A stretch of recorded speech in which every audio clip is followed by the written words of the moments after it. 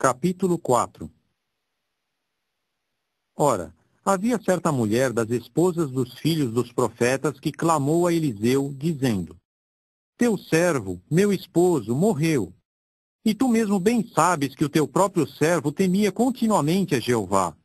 E veio o próprio credor para tomar ambos os meus filhos, a fim de serem escravos seus.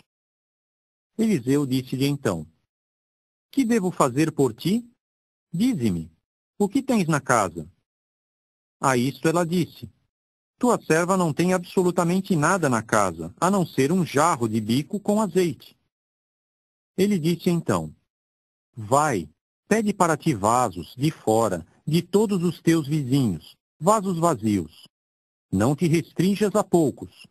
E tens de ir e fechar a porta atrás de ti e de teus filhos.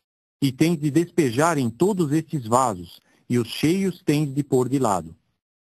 Então ela se foi dele. Quando fechou a porta atrás de si e de seus filhos, traziam-lhe os vasos perto e ela despejava neles.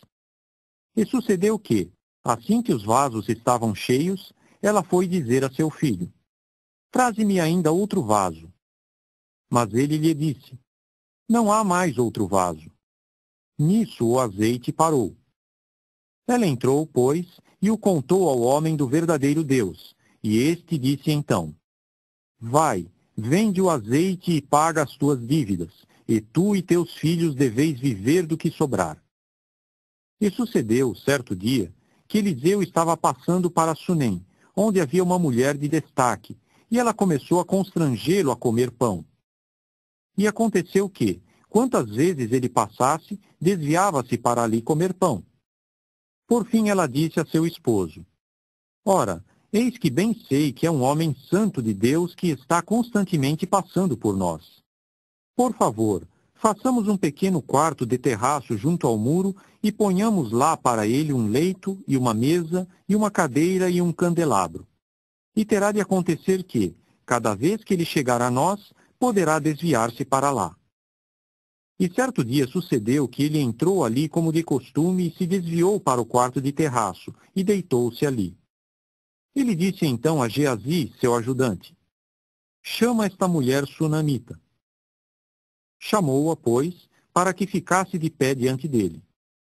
Então lhe disse ele: Por favor, dize-lhe: Eis que te restringiste por nós com toda esta restrição. Que se há de fazer por ti? Há algo a falar por ti ao rei ou ao chefe do exército? A isto ela disse: Moro no meio do meu próprio povo. E ele prosseguiu, dizendo: Então, o que se há de fazer por ela? Geazi disse então: É fato que ela não tem filho e que seu esposo é idoso. Ele disse imediatamente: Chama-a. Chamou-a, pois, e ela ficou de pé à entrada. Então ele disse: Neste tempo designado, no ano que vem, abraçarás um filho. Mas ela disse: Não, meu amo, homem do verdadeiro Deus, não profiras mentiras no que se refere à tua serva. No entanto, a mulher ficou grávida e deu à luz um filho no tempo designado do ano seguinte, assim como Eliseu lhe falara. E o menino crescia, e aconteceu certo dia que ele saiu como de costume para ir ter com seu pai, que estava com os ceifeiros. E dizia a seu pai: Minha cabeça, ai, minha cabeça! Finalmente este disse ao ajudante: Carrega-o à sua mãe. Por conseguinte, carregou-o e trouxe-o à sua mãe. E ele ficou sentado nos joelhos dela até o meio-dia, e por fim morreu. Então ela subiu e o deitou no leito do homem do verdadeiro Deus, e fechou a porta sobre ele e saiu. Ela chamou então seu esposo e disse: Envia-me, por favor, um dos ajudantes e uma das jumentas, e deixa-me correr até o homem do verdadeiro Deus e voltar. Mas ele disse: Por que vais a ele hoje? Não é lua nova nem sábado. No entanto, ela disse: Não faz mal. De modo que selou a jumenta e disse ao seu ajudante: Guia e vai na frente. Não te detenhas por minha causa, de seguir cavalgando, a menos que eu te diga. E ela passou a ir e a chegar ao homem do verdadeiro Deus, ao Monte Carmelo. E sucedeu que, assim que o homem do verdadeiro Deus a viu lá adiante, disse imediatamente a Geazi, seu ajudante: Eis lá a sunamita. Por favor, corre agora ao encontro dela e dize-lhe: Tudo bem contigo? Tudo bem com o teu marido? Tudo bem com o menino? A isto ela disse: Tudo bem. Quando chegou ao homem do verdadeiro Deus ao monte, agarrou-o imediatamente pelos pés. Então se chegou Geazi para empurrá-la, mas o homem do verdadeiro Deus disse: Deixa, porque a sua alma nela está amargurada. E o próprio Jeová me ocultou e não me informou. Ela disse então: Pedi eu algum filho por intermédio de meu senhor? Não disse eu: Não me deves dar uma falsa esperança? Ele disse imediatamente a Geazi: Cinge os teus lombos e toma meu bastão na tua mão e vai. Caso encontres alguém, não o deves cumprimentar. E caso alguém te cumprimente, não lhe deves responder. E tens de pôr meu bastão sobre a face do rapazinho. Então disse a mãe do rapazinho: Por Jeová que vive e por tua alma que vive, não te deixarei. Portanto, ele se levantou e foi com ela. E o próprio Geazi passou adiante deles, e então pôs o bastão sobre a face do rapazinho, mas não havia voz nem se dava atenção. Por isso voltou ao encontro dele e informou-o, dizendo: O rapazinho não acordou. Por fim entrou Eliseu na casa, e eis que o rapazinho estava morto, deitado no seu leito. Então entrou e fechou a porta atrás de ambos, e começou a orar a Jeová. Finalmente subiu e se deitou sobre o menino, e pôs a sua própria boca sobre a boca dele, e seus próprios olhos sobre os olhos dele, e as suas próprias palmas sobre as palmas das mãos dele, e ficou abaixado sobre ele, e a carne do menino aqueceu-se gradualmente. Depois começou a andar novamente na casa, uma vez para cá e outra vez para lá, após o que subiu e se abaixou sobre ele.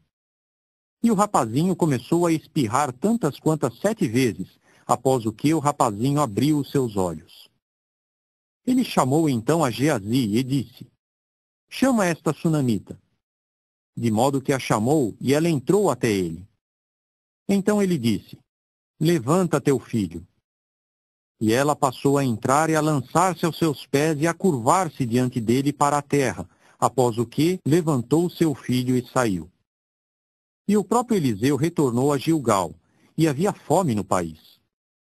Visto que os filhos dos profetas estavam sentados diante dele, disse então ao seu ajudante: Põe a panela grande e faze um cozido para os filhos dos profetas. Concordemente, saiu um ao campo para colher malvas, e foi achar uma trepadeira silvestre e colher dela bagas, enchendo a sua veste. E depois veio e retalhou-as dentro da panela do cozido, porque não as conheciam.